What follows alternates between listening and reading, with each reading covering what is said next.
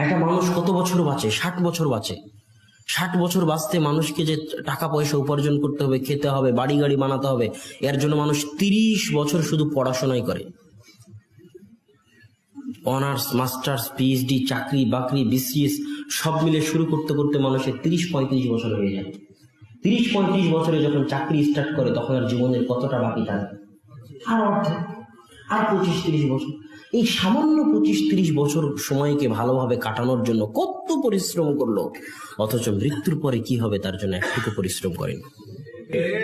এটাই রাসূল সাল্লাল্লাহু আলাইহি ওয়াসাল্লাম বলেছে যে আদম সন্তান বলে মালি মালি মালি, আদম সন্তান বলে আমার টাকা আমার টাকা আমার টাকা। তো আল্লাহ রাসূল বলছে, হে আদম সন্তান, কিসের টাকা? মা আকালতা ফাফনাইতা, সকালে যেটা খেয়েছো সেটা হজম হয়ে গেছে।